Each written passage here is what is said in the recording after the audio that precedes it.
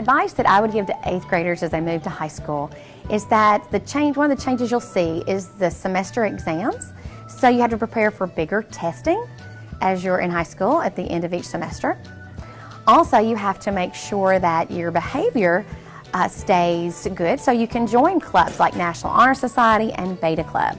Advice that I'd give to 8th graders coming up to the high school is be ready to work. Not that the classes are that much harder, but as now you're in high school, we expect you to be old enough and mature enough to kind of take the workload that you're given and make sure that you know what we want you to know. We're not going to baby you anymore. You're now in high school.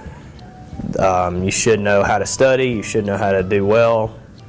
It's not the learning of how to study is over. Now it's time to actually learn the material. Some advice I would give to 8th graders to help them with the transition to high school would be maybe to stay on top of work and try not miss many days of school. There's so much to do in high school as 8th graders move up. One of the big things that they have is the Model United Nations that they can do to spend a weekend discussing how to make the world better. Also, there's youth in government that you can actually travel with, and you don't have to be in the gifted program. Anyone who's willing to do the work can apply to go on these trips and participate in learning to make your community and your world better. 9th grade and 10th graders also have the opportunity to travel with our German-American Partnership Program. They can host a German in their home for about 4 weeks, and then they get to go spend a month in Germany with their host student. So it's like going to your best friend's house, but your best friend just ends up living in Germany.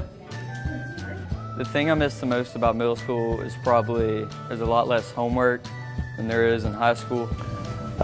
Mainly the difference that I see between the middle schoolers and high schoolers is, like I said, the maturity. Another thing is just the willingness to work and understanding like how the school runs.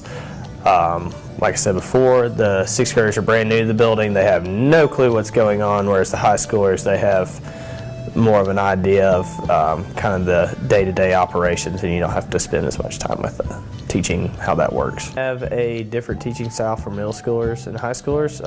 Obviously there's a maturity level that you have to have. High schoolers, generally speaking, have a little bit more maturity, especially compared to freshmen and 6th graders. Kind of some similarities. 6th graders are brand new to the building, and since most middle schoolers have never been up here to this building, it's kind of like you're coming to a separate part of the building, so you're all new. But middle schoolers, they can't handle having a second of freedom, whereas high schoolers, if you give them a second of freedom, they kind of know how to behave and kind of take that with some, like, thank goodness I have a second to catch up with my work, and middle schoolers just can't handle that freedom, so I have to teach them a little bit differently. High school generally is more fun, and I definitely think that it's where you kind of figure out who you are.